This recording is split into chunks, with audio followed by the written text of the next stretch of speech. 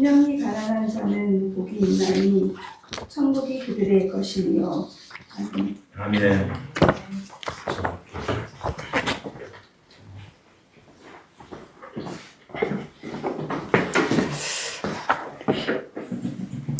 저희 기도하고 하나님 말씀 함께 나누도록 하겠습니다. 할렐루야. 살아계신 우리 주 여호와 하나님 오늘도 난리와 난리의 소문이 세상 가운데 가득하며 전쟁과 또 기근의 역사와 경제적인 어려움들과 또 세상 가운데 일어나는 수많은 사건 사고 가운데서도 하나님 우리의 인생을 하나님께서 지켜주시고 오늘 하루하루를 인도하여 주시는 그 주께서 주신 생명의 은혜에 날마다 감사와 영광과 찬송을 돌려드립니다. 제가 밟고 있는 이 나라 이 땅 가운데 이 나라 이 민족 가운데 주님 역사하여 주십시고 주께서 축복하실 수 있는 나라가 되어지도록 이 나라 이 땅 가운데 하나님 정말 주를 경외함이 충만하도록 이 나라 이 땅의 교회 가운데 주님 임하여 주십시고 오늘 주님 앞에 무릎 꿇고 예배드리는 이 땅의 그 모든 교회의 예배가 주 여호와 하나님 앞에 상달되어지는 합당한 예배가 되어지도록 주 앞에 겸비한 심령으로 주의 얼굴을 구하는 참된 신령과 진정한 예배가 되어지도록 주님 역사하여 주시옵소서. 오늘 저희가 함께 드리는 그 예배 가운데 주께서 주의 영으로 강림하여 주시옵시고 주께서 흠양하여 주시는 금대접의 향기로운 제사가 되어지도록 주 여호와여 역사하여 주시옵소서.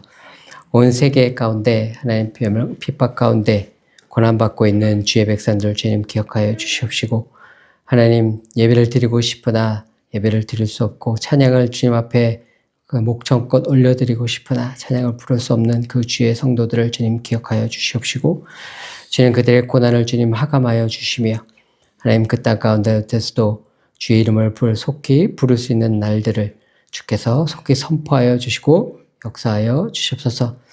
하나님 온 땅 가운데 일어나는 그 모든 어렵고 슬프고 또 악해 보이는 그 모든 전쟁과 이런 일들 가운데 하나님 그 주의 섭리를 저희가 다 깨닫고 알 수 없사오나 오직 주 여호와를 믿는 믿음으로 주님을 믿고 신뢰하여 하나님께서 행하시는 모든 일이 옳으시다고 고백하며 날마다 주님 앞에 나아가기를 원하오니 주님의 뜻을 온 세계 가운데 온 땅 가운데 이 시대 가운데 이루기 원하시는 주의 뜻을 온 세계 가운데 주님 이루어 주시옵소서.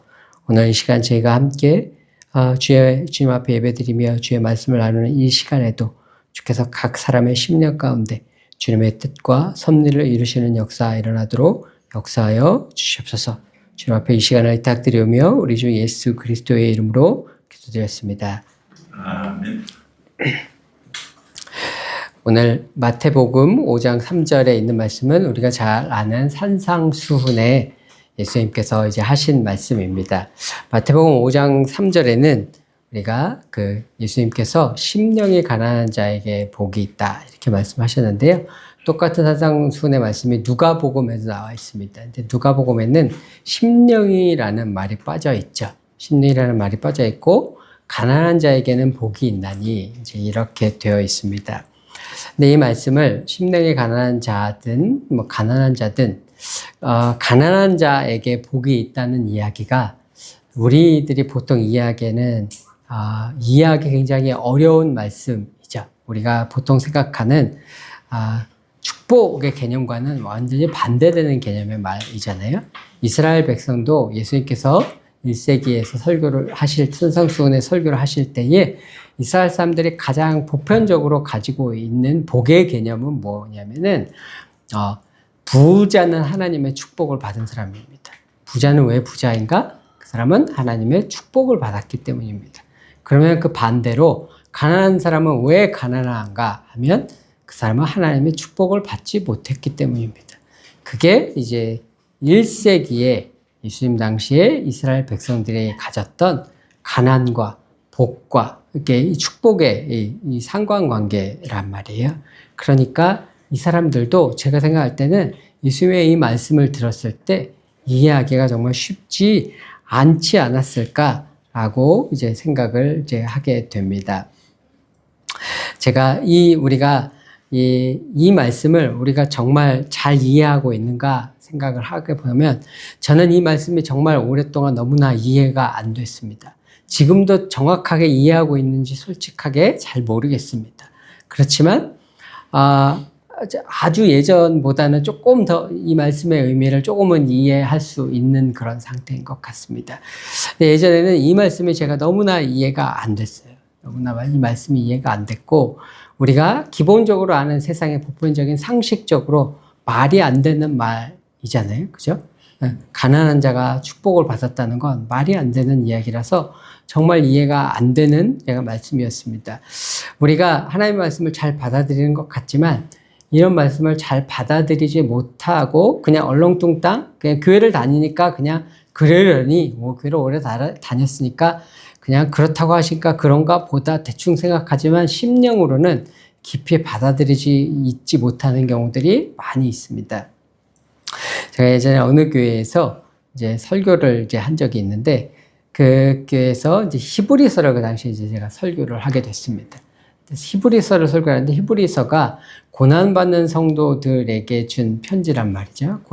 이 성도들이 너무 고난이 극심하다 보니까 핍박과 박해가 너무 심하다 보니까 핍박과 박해가 사람들이 집을 잃고 붙잡혀가고 감옥에 갇히고 막 이제 재판을 받고 막 이러는 일들이니까 사람들이 믿음을 버릴까 믿음의 공동체가 믿음을 버리려고 하는 배교의 위기 가운데 있는 사람들에게 쓴 편지가 히브리서란 말이죠. 그래서 제가 그 히브리서를 이제 그의 상황을 이렇게 쭉 설명을 하면서 그 사람들이 받은 고난에 대해서 얘기를 하게 되잖아요.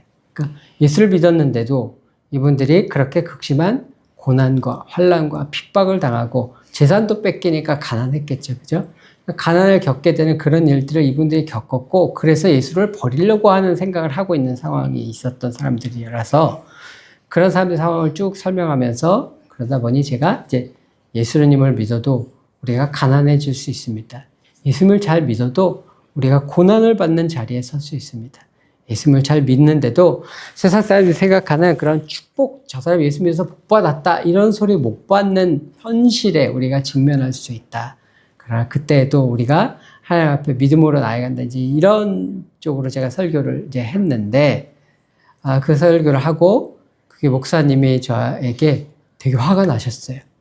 목사님이 화가 나셔가지고 그렇게 설교를 하면은 어떻게 하냐. 저에게 아주 강하게 어필을 하셨습니다. 예수 믿으면 복 받는다고 설교를 해야지. 예수를 믿는데 예수를 잘 믿어도 가난할 수 있다. 예수를 잘 믿는도 그렇게 고난 가운데 극심한 고난 가운데 처할 수 있다라고 그렇게 설교를 하면은 이 성도들이 예수를 믿겠느냐? 우리 교회가 선교헌금을 1년에 얼마를 하고 이러는데 그렇게 설교하면은 누가 선교헌금을 하겠느냐? 그렇게 설교하고 가면은 나는 목회를 어떻게 하라는 말이냐? 이제 저에게 이렇게 말씀을 하셨습니다. 그리고 그분이 말씀하시기를 당신은 복음을 모른다. 당신의 말에는 복음이 없다. 저에게 이렇게 이제 말씀을 하셨습니다. 제가 그분의 말씀을 들으면서 들었던 생각이 저 목사님은 이 마태복음 5장 3절에 산상순에서 예수님께서 하신 이 말씀, 심령이 가난한 자에게 복이 있다. 누가복음에 있는 가난한 자에게 복이 있다는 이 말씀을 저분도 나처럼 아직 잘 이해하지 못하고 있는 상태시겠구나, 라는 생각을 제가 했었습니다. 한국에 있는 탈북자 분들 중에, 제가 간증을 들었는데, 이런 간증을 제가 들었습니다. 어떤 분이, 중국에 탈북을 했다가, 이제 잡혀서, 북한에서 이제 북한에서 교화소라고 부르는 이제 감옥에 들어가게 됐어요. 근데 그 교화소라는 곳이 강제노동도 심하고 해서 여기서 살아나가는 확률이 30%가 안 된답니다. 살아나가는 사람의 확률이. 근데 언제 죽을지 모르는 상황인데, 근데 이분이 중국에서 예수님을 믿으셨고, 예수님을 믿은 그 구원의 은혜와 감격이 이제 그 은혜를 입을 때 우리가 말하지 않고 못 베기는 그럴 때가 있잖아요. 그죠? 성령이 불같이 일어나서 정말 전하지 않고는 못 베길 때. 이분이 이제 중국에서 예수를 믿고 그런 상태에서 붙잡혀 오셨나 봐요. 이제 그런 상태니까 같은 감옥에 있는 동료들한테 이제 복음을 전하신 거예요. 근데 이분이 이 복음을 전하는 게 얼마나 위험한 일이냐면은 옆에서 이 복음을 들은 사람이 저 간수에게 저 사람이 나한테 지금 교회 얘기를 했다, 기독교 얘기를 했다 이렇게 고발하면 이 사람은 교도소가 아닌, 교화소가 아닌 정치범 수용소로 끌려가게 됩니다. 근데 정치범 수용소는 가면 못 나오는 곳이거든요. 거긴 정치범 수용소는, 북한의 정치범 수용소는 원래 처음부터 기독교인을 격리하기 위해서 만들어진 게 정치범 수용소거든요. 왜냐하면 기독교인은 주체사상으로 교화가 안 되는 사람들이기 때문에 이 사람들은 완전히 그 가족까지 전부 다 데려가서 사회로부터 격리하기 위해 만들어 놓은 게 정치범 수용소라는 이름으로 만드는 겁니다. 여기를 가면은 살아나오는 게 불가능하고 거기서 죽는 거예요. 근데 그게 정치범 수용소인데 내가 복음을 전하다가 이 사람이 간수에게 얘기하면 이 사람은 정치범 수용소에 끌려가는 상황인데도 이분이 10년 가운데 예수님을 전하고 싶은 마음이 가득하니까 얘기를 하신 거죠. 예수님께 복음을 전하시고 복음을 전하시면서 천하의 하나님께서, 예수님께서 너를 사랑하신다. 너를 사랑하시고 너를 축복하시기 위해서 예수님을 보내시고 예수님께서 죽으셨다. 이제 복음을 전한 거예요. 그랬더니 그 얘기를 들은 사람이 이분에게 뭐라고 얘기하냐면 화를 냈다는 거예요. 왜 화를 냈냐면 왜 화를 나중에 이제 이분도 두 분 다 한국에 오셔서 이분이 왜 화를 냈는지를 얘기를 하는데 왜 화를 냈냐면 언니 바보야? 이랬다는 거죠. 여자분인데 응? 언니 바보야? 사랑이라는 게 뭔지 축복이라는 게 뭔지 언니는 몰라? 나도 사랑을 받고 한 부모님으로부터 사랑을 받고 자란 사람이라서 사랑이라는 게 뭔지 알아. 축복이라는 게 뭔지 알아. 언니 우리가 중국에 탈북한 게 단지 먹고 살자고 그것 때문에 탈북했는데 축복받았다면 잘 먹고 잘 사는 게 축복인 거지. 우리가 이렇게 붙잡혀 와서 여기 감옥에서 지금 인간 같지도 못한 대접을 받으면서 쥐 한 마리를 잡으면 그게 기뻐서 그걸 잡아먹으려고 하는 이런 상황에 있는데 이게 사랑이야? 이게 축복이야? 이런 건 저주라고 하는 거야.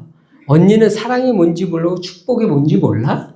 이런 건 저주받았다고 하는 거야. 근데 지금 나한테 지금 이런 상황에 있는 나에게 사랑, 축복? 이런 사람에게 축복이라는 게 도대체 말이 되는 소리냐? 말도 안 되는 소리를 한다. 제정신이냐? 라고 화를 냈다고 합니다. 그만큼 우리가 이 말씀, 가난한 자에게 복이 있다 라고 하는 이 말씀은 정말 우리가 납득하고 이해하기 어려운 그런 류의 말씀이라고 제가 생각을 할 수가 있습니다. 제가 이 말씀과 별도로 참 이해하기 어려웠던 이제 신앙 현상이 한 가지가 있었어요. 미국에 있을 때 제가 굉장히 이해하기 어려운 신앙 현상이 한 가지가 뭐였냐면 흑인들이 어떻게 기독교를 받아들였는가 하는 거였습니다. 제가 이걸 흑인 친구들한테 굉장히 많이 물어보고 싶었거든요. 왜냐하면 흑인들에게는 노예로 이 땅에 끌려왔잖아요. 그리고 노예로서 너무나 비참하고 처참한 삶을 살았잖아요. 그죠? 제가 기억하기로는 제가 어릴 적에 뿌리라는 TV 드라마를 제가 초등학교 1학년 때가 2학년 때 했는데 그때 그 드라마를 본 충격이 제가 아직도 있거든요.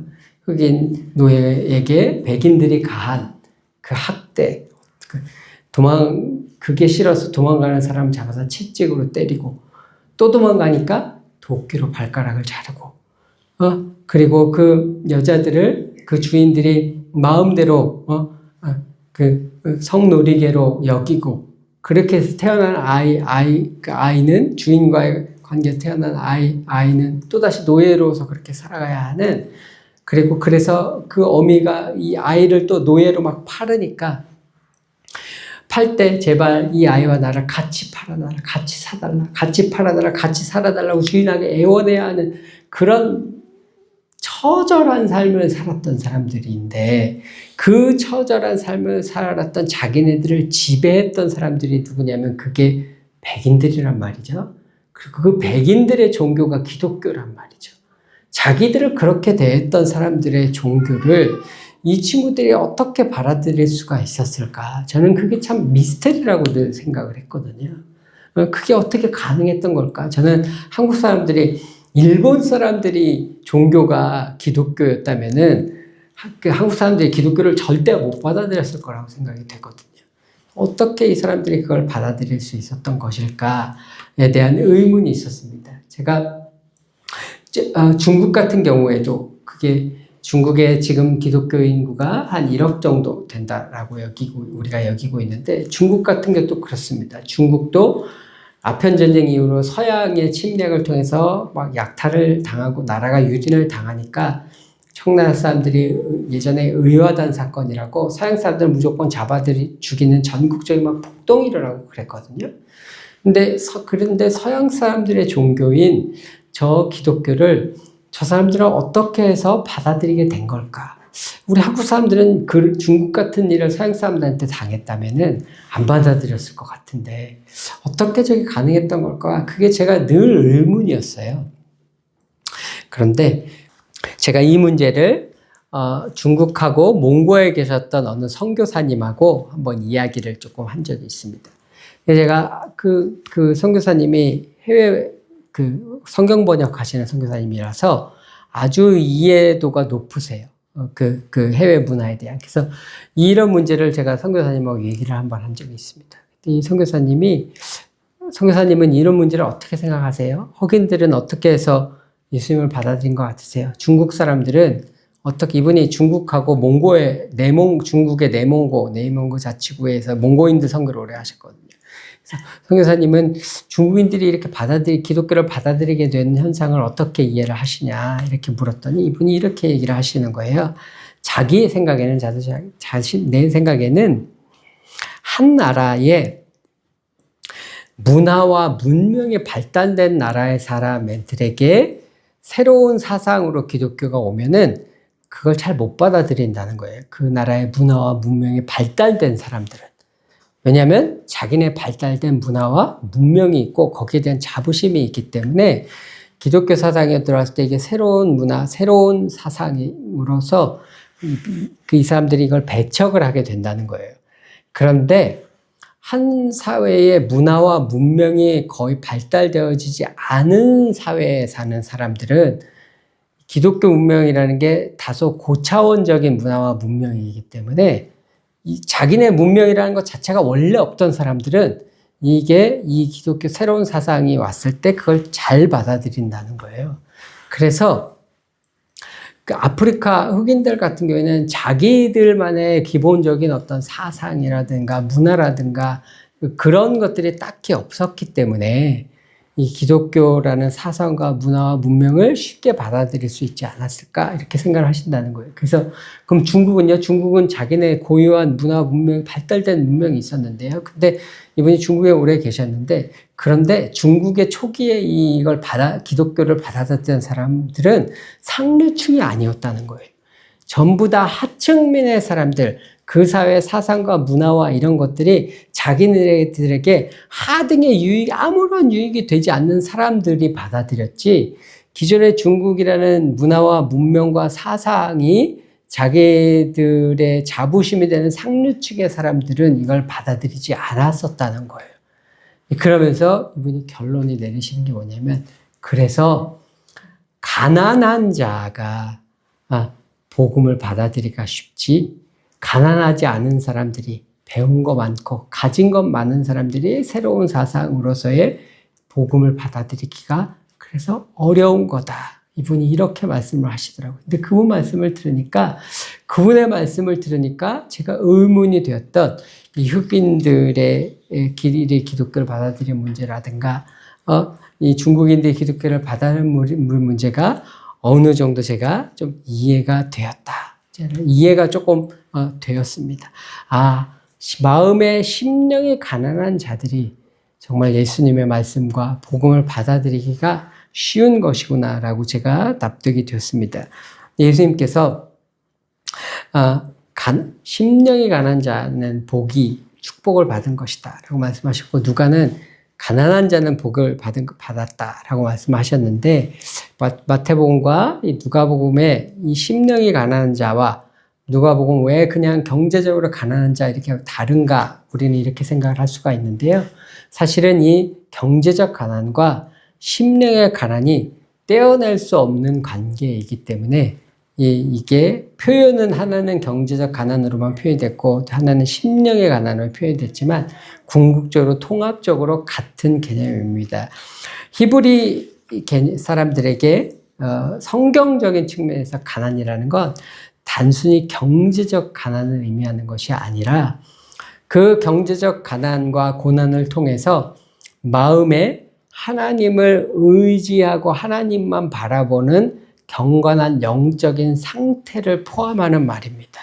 그래서 경제적 가난은 반드시 그 사람의 영적인 상태와 결합되어진 개념입니다. 그래서 이제 마태는 그 심령이 가난한 자라고 얘기를 한 것이고 누가는 이제 그냥 가난한 자 이렇게 경제적 개념인 것처럼 얘기했지만 이게 뗄 수 없는 영적인 상태와 신앙의 상태와 경제 상태가 이제 뗄 수 없는 이제 그런 관계입니다.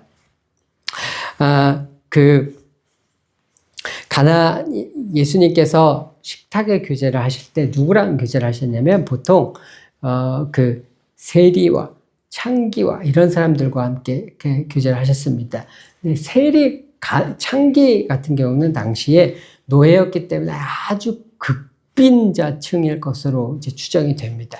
세리들 같은 경우는 경제적으로 되게 부유한 자들이었거든요. 우리가 세리 삭개오 같은 경우도 그렇지만 이 사람들은 경제적으로 부유한 사람이었습니다.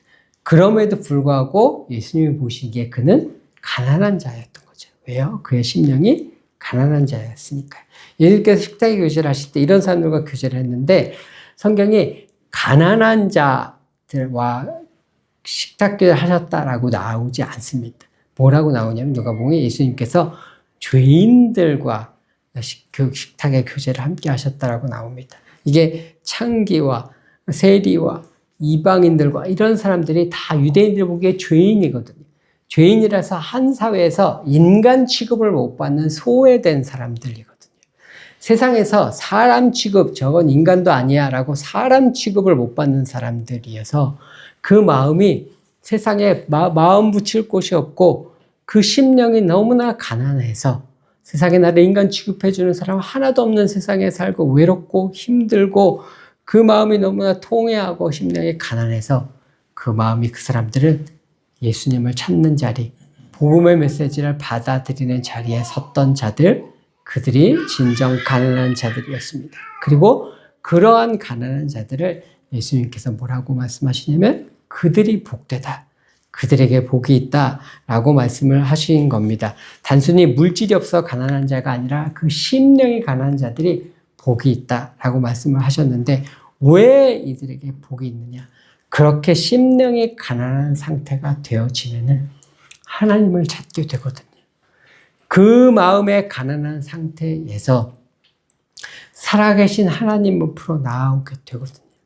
무릎을 꿇고 하나님을 찾고 주님 나를 도와주시옵소서라고 주님을 찾고 주님 앞에 무릎 꿇고 기도하는 자리에 나아오게 되거든요. 그런 자들에게 그 어둠 가운데 주님 제가 세상에 의지할 것이 하나도 없습니다 라고 고백하며 하나님 앞에 나오는 자에게 예수님께서 그들을 만나주시는 것이고 그들이 예수님과 만나는 그 시간이 어둠 가운데 한 줄기의 빛이 되어지는 것이고 광야 가운데 길이 되어주시는 것이어서 그들이 그 가운데서 소망을 발견하게 되고 그들이 발견하게 되는 그 빛과 소망이 바로 하나님의 나라가 되어지는 겁니다. 그래서 심령이 가난한 자들에게 복이 있나니 그들에게 하나님의 나라가 그들의 것이다. 예수님께서 이렇게 말씀을 하신 겁니다. 심령이 가난한 자를 구약에서는 무엇라고 표현을 하냐면 구약에서는 상한 심령을 가진 자다라고 표현을 합니다. 시편 51편에 보면 이런 말씀이 있습니다. 주께서 구하시는 제사는 상한 심령이라 상하고 통해하는 마음을 주께서 멸시하지 아니하시리이다. 상한 심령을 이제 영어로 보면 broken spirit 이렇게 되어 있습니다. 그 영혼이 깨어진 자입니다. 또 시편 34편에 보면 이런 말씀이 있습니다. 여호와는 마음이 상한 자, broken heart를 가진 자를 가까이 하시고 충심으로 통회하는 자를 구원하시는도다. 이렇게 되어 있습니다. 통회하는 자는 영어로 보면은 crushed in spirit 이렇게 되어 있습니다. broken 된 것보다 훨씬 더 완전히 짓밟히고 부서진 상태를 우리가 crush 됐다라고 할 수가 있죠. 제가 이 단어를 히브리어로 찾아보니까 이 단어가 어떤 의미가 있냐면 우리가 한국말로 산산조각이 났다 이런 얘기를 하잖아요. 뭐가 병이 깨지면 이게 산산조각이 나잖아요. 근데 우리가 영어로 하면 broken into pieces 이렇게 얘기를 하잖아요. 근데 piece가 있죠. 그죠? 조각들이 있잖아요. 근데 여기에 나오는 통회한다, crushed 됐다는 히브리어 표현은 무슨 의미냐면 이 조각난 이 한 피스의 조각이 어느 정도까지 조각이 났냐면 먼지가 될 때까지, 가루가 될 때까지 산산조각이 난 상태, 형체도 없이 사라진 상태가 될 때까지 사라진 그것을 통회하는 자, 심령이 통회하는 자, crushed in spirit이라고 표현을 하는 겁니다. 그런데 이 시편에는 먼지, 가루가 무엇으로 표현하냐면 우리가 사람이 죽어서 되어지는 상태를 먼지, 티끌이라고 표현을 하거든요. 이 사람이 어느 정도까지 산산조각이 났냐면 그 영혼이 죽은 송장이나 다름없이, 완전히 죽은 자와 다름없이 자기의 자아가 살아있는 것이 아무것도 없이 완전히 죽어진 상태로 그렇게 완전히 자아가 무너진 자, 그런 영적인 상태에 된 자를 통회하는 자다라고 성경이 이야기를 하는 겁니다. 그래서 구약에서 이렇게 상한 심령, 하나님께서 원하시는 자들은 이렇게 상한 심령을 가진 자, 그 심령이 broken된 부서진 자, 완전히 산산이 조각이 나서 가루가 되어져서 자신의 자아라고는 남아있지 않은 그런 상태가 되어진 자, 그런 자들에게 하나님께서 너희들은 정말 복이 있는 사람들이야. 예수님께서 그렇게 이제 말씀을 하신 겁니다. 그렇게 복받았다라고 말씀을 하신 사람은 물질적으로 가난하든지 부하든지 그것이 상관이 없이 그의 심령이 하나님 앞에 깨어지고 부서져서 하나님을 구하는 자리에 서 있는 자인가? 그것이 정말 중요한 것입니다. 일본에 한 사업가가 사업을 하시는 한국분이 있었어요. 일본에서. 이분이 사업이 너무 잘 되셔서 여자분이었는데 결혼을 하지 않으신 분이었습니다. 사업이 너무 잘 되시니까 사업 잘 되니까 잘 나가니까 늘 이게 돈도 많고 하니까 이걸로 자기 친구나 친척들, 자기 형제들, 조카들 이런 데 이렇게 이 돈을 이렇게 늘 쓰셨나 봐요. 그래서 조카들이 뭐 유학 가고 싶다 그러면은 미국 가서 공부하는 비용도 막 다 대주고 막 이제 이러신 거예요. 근데 이분이 사업을 하다가 쫄딱 망했어요.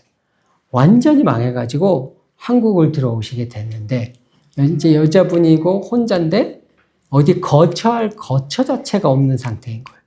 그 거처할 데가 없는데 이분을 그렇게 자기가 사업하고 잘 나갈 때는 자기 앞에서 뭐랄까 알랑방구 끼고 그러던 형제들 친척들 중에 아무도 자기한테 방 한 칸을 내주는 사람이 없는 거예요.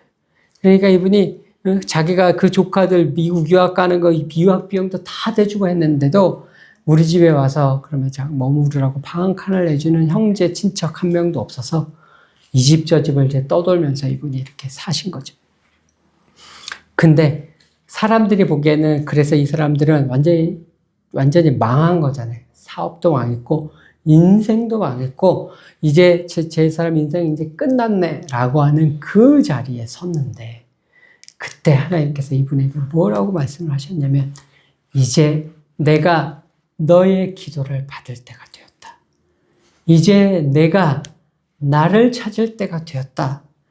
이제 내가 나에게 가까이 올 때가 되었다. 라고 말씀을 하셨다고 합니다. 그러면 이분에게 인간적인 눈에서는 이분은 완전히 인생이 망하고 사업이 망하고 쫄딱 망한 상태인데 근데 이분이 인간적인 실패와 망함과 그 가난이 하나님께서 이분을 하나님께로 부르는 통로였던 겁니다. 이분이 겪게 된 그 실패가 하나님께서 이분을 만나는 통로로 이분을 정말 하나님을 찾게 해서 진정한 하나님 나라의 복을 받게 하시는 통로로 하나님께서 사용하셨던 겁니다. 제가 주변에 제가 저를 아껴주시는 권사님이 한 분이 있어요. 이분이 연세가 한 90대 중반 되십니다. 이게 저희 모교회에 제가 시골에 다녔던 모교회를 저희 할머님하고 같이 개척을 하시고 제가 깐난애기 때부터 이제 오셨던 이제 권사님이시거든요. 권사님이 저희 어머님하고도 너무 친하고 잘 아시고, 근데 저희 어머니한테 하루 전화가 왔어요. 그 권사님이 저를 좀 보고 싶다고 한다고, 그래서 좀 가자고. 그래서 이제 그 권사님을 찾아뵙습니다. 제 권사님이 내가 이제 90대 중반이시니까 몸이 아프신 것도 많으시고, 특별히 어디 병원에 계시기는 한 건 아닌데, 뭐 관절이나 뭐 어디 아프신 것도 많으시고 하니까 내가 또 언제 볼지를 모르겠다. 다음에 살아서 볼 수 있을지 몰라서 보고 싶어서, 혹시라도 마지막이 될지 모르고 싶어서 이제 불렀다라고 하시더라고요. 이제 갔더니 그분이 제가 아주 어릴 적부터 수십 년을 봐온 분인데 평생 안 하신 적 없는 그분의 인생의 스토리를 이렇게 저한테 이렇게 쭉 이야기를 해주시더라고요. 그분이 1930년생인가, 30년대 초반생이신가 그래요. 근데 30대 중반에 과부가 되셨어요. 30대 중반에 애 넷을 데리고 뱃속에 다섯째를 임신한 상태에서 30대 중반에 과부가 되셨습니다. 그게 60년대 초중반이거든요. 그러니 60년대 초중반에 애 5을 데리고 여자 혼자서 이 애를 건사해서 먹고 살아가야 하는 그 인생이 얼마나 어려우셨겠어요. 눈앞이 안 보였겠죠. 그죠? 가진 것도 없고 배운 것도 없고, 근데 이 애 5을 어떻게 키워야 할지 경제적으로도 막막한 인생이잖아요. 그죠? 그러니까 너무나 막막한 상황인데 어떤 분이 산기도를 다니라고 하셨대요. 그 시절에 어르신들이 이제 산기도를 정말 많이 다니셨으니까 산기도를 하러 산에를 올라가셨는데 한 시간도 안 돼서 무서워서 못 있겠더래요. 너무 무서워가지고 그냥 산기도를 이제 해보신 분 아시지만 저도 그 기도원에서 예전에 조금 경험해 봤거든요. 조금 경험해 봤는데 바람만 불어도 스르륵 하는 소리만 나도 뱀이 옆에서 지나가는 것 같고 그냥 소름이 쫙 끼치거든요. 낙엽 하나만 이렇게 낙엽에 떨어져도 그냥 소름이 그냥 쫙 끼치거든요. 칠흑같이 어두운 그 산에서 홀로 있으면 정말 귀신이 사방으로 나를 둘러싸가지고 공격하는 상태인 것 같고 두려움이 엄습을 해서 그걸 이기기가 너무너무 어렵거든요. 근데 이분이 그래서 너무 무서워가지고 못 있겠다래요. 그래서 1시간도 안 돼가지고 내려왔대요. 근데 내려와서 생각을 해보니까 내 인생에도 답이 없고 내 이 자식들의 이제 이 깐난쟁이의 이 코울릭의 이 자식들의 인생에도 답이 없는데 내가 이게 무서워서 이거를 해결을 하나님 앞에 나아가서 내 인생을 하나님 책임져 달라고 그렇게 나아가서 내가 기도를 해야겠는데 내가 그게 무서워서 기도를 못하면은 내 인생은 답이 없겠다 싶더래요. 그래서 그 무서운데 다시 산에 올라가셨대. 다시 산에 올라가셔서 그 산에서 그 두렵고 무섭고 떨리고 그 시간들을 견디고 이기고 밤을 새고 기도를 하시고 내려오시는 그 산기도 생활을 시작을 하신 거예요. 그렇게 산기도 생활을 하시고 그러면서 그분이 이제 그런 말씀을 하시더라고요. 사람들이 이제 내가 이런 늙으니까 내가 과부가 됐어도 우리 같은 사람들이 남편은 하나도 안 그리운 줄 알아. 근데 그렇지 않아. 그렇게 말씀하시더라고요. 밤마다 얼마나 남편이 그리운데 밤마다 얼마나 남편이 보고 싶은데, 밤마다 얼마나 남편이 내 그 손길이 그리운데, 그 사무치는 그리움을 30대 초중반에 그 과부가 됐어요. 어찌 안 그랬겠어요. 그죠? 그 그리우는 사무침도 내려놓고, 모든 것을 내려놓고, 하나님 앞에서 하나님만 구하고, 하나님 내 인생을 책임져 주시옵소서. 하나님 내 자녀들을 책임져 주시옵소서. 내가 의지할 사람이 아무도 없습니다. 내가 의지할 분이 오직 여호와 하나님 당신밖에 없으니 당신이 이 아이들을 책임져 주시옵소서. 라는 그 자리에 서서 여호와 하나님 앞에 나갔더니 내가 지금 내 인생을 돌이켜보니 그 이후로 그때부터 내 지금 60여 년의 인생을 여호와 하나님께서 언제나 동행해 주시고 언제나 이끄셨다 하고 저에게 그렇게 고백을 하고 간증을 해 주셨습니다. 사람의 보기에는 너무나 실패한 인생 같았겠죠. 사람의 보기에는 저주받은 인생 같았겠죠. 사람의 보기에는 너무나 말도 안 되는 그런 살아계신 하나님이 있다면 어떻게 내 인생을 이렇게 만들 수 있어? 라고 이야기할 수 있는 그런 인생의 자리가 이분에게는 하나님께로 부르시는 자리였던 겁니다. 그 가난의 자리, 그 고난의 자리가 여호와께서 살아계신 하나님께서 그분을 만나시는 자리였고 그분에게 축복해 주시고 하나님을 살아계신 하나님을 경험하며 하나님의 나라를 이 땅 가운데 경험하며 살게 하시는 자리로 하나님께서 이끄셨던 것입니다. 이제 이번 주가 저희 일주일간의 고난주간입니다. 일주일 동안 예수님께서 고난을 받으시고 이제 십자가에 죽으시고 부활을 하셨습니다. 예수님께서 그 고난주간 동안 십자가에 못 박히는 고난을 받으시니까 제자들이 다 도망을 갔습니다. 근데 예수님께서 부활하실 그 어떤 빌드업으로서의 고난의 과정이었는데 제자들은 그걸 예수님이 완전히 부활하실 것을 가르치셨지만 확신하지 못했고 잘 알지 못했겠죠. 근데 그게 너무나 확실하다는 확신이 있었다면 도망가지 않았겠죠. 그죠?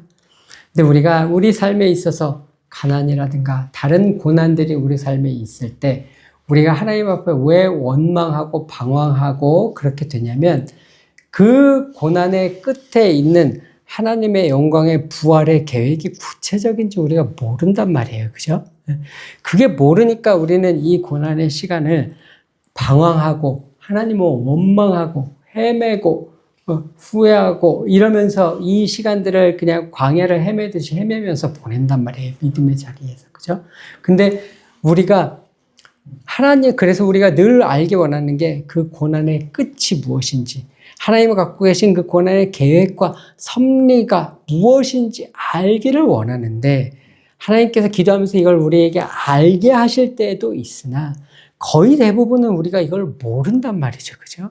모르기 때문에 제자들이 그렇게 도망가는 것처럼 우리가 하나님 앞에 배교하기도 하고 도망가기도 하고 광야를 헤매는 인생을 산단 말이죠. 근데 우리가 할 수 있는 것이 하나가 있죠. 그게 뭐냐면 그 고난의 계획과 섭리가 무엇인지는 알지 못하지만 그게 무엇인지 알지 못할지라도 살아계신 하나님께서 그 고난의 섭리와 계획을 갖고 계신다는 것을 믿을 수는 있죠. 하나님, 제가 지금 고난 가운데 있지만, 제가 지금 어둠 가운데 있지만, 주님, 이 고난과 어둠에 하나님의 섭리와 계획이 있는 줄로 믿습니다라는 믿음의 고백을 하는 자리에 설 수 있죠. 그 믿음의 고백을 하는 자리에 서게 되면 그 믿음의 고백의 자리에 서게 되어지는 순간 살아계신 여호와 하나님을 경험하게 되고 어둠 가운데 빛을 발견하게 되고 그 고난을 가운데 길을 내시는 여호와 하나님을 만나게 되어지는 역사가 있는 줄로 믿습니다.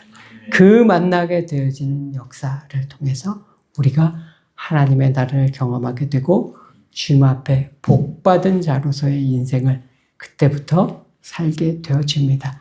완전히 가나안 나라에 입성하지 못했으나 예전에는 완전히 어둠 가운데서 헤매는 인생이었다면 아직 어둠 가운데 있을지라도 빛과 함께 동행하는 삶을 살아가는 하나님 나라의 축복을 누리는 자로 우리가 살아갈 수가 있습니다. 우리가 갖고 우리의 삶에서 맞닥뜨리게 되는 그 가난과 고난에는 반드시 하나님의 계획과 목적이 있습니다. 그 계획과 목적을 믿는 믿음의 자리에 서셔서 오직 여호와께서 주시는 빛과 축복을 누리시는 하나님 나라의 축복을 누리시는 저 여러분 모두가 되시기를 축원드립니다. 마지막으로 이사야서에 있는 말씀 하나를 읽고 말씀을 마치도록 하겠습니다. 무릇 마음이 가난하고 심령에 통회하며 내 말을 듣고 떠는 자 그 사람은 내가 돌보려니와 내가 통회하고 마음이 겸손한 자와 함께 있나니 이는 겸손한 자의 영을 소생시키며 통회하는 자의 마음을 소생시키려 함이라. 마음이 겸손하고 통회한 자를 소생시키는 하나님을 찬양하며 하나님께서 우리를 소생시키는 그 축복을 누리시는 저 여러분 모두가 되시기를 주님의 이름으로 축원드립니다. 우리 이 시간 다 같이 하나님 앞에 기도하도록 하겠습니다. 주님, 저희가 이 시간 주님 앞에 상한 심령으로 나아가기를 원합니다. 동의하는 심령으로 나아가기를 원합니다. 내가 의지할 수 있는 내가 가진 지식, 내가 가진 재정, 내가 가진 핵법, 내가 가진 인맥들을 내려놓고 오직 상한 심령으로 여호와 하나님 한 분만을 구하기를 원합니다. 주님 나의 도움이 되어 주시옵시고 주님 주께서 나의 빛이 되어 주시옵시고 주께서 나의 진리가 되어 주시옵소서. 이 시간 하나님 앞에 기도하며 나아가겠습니다.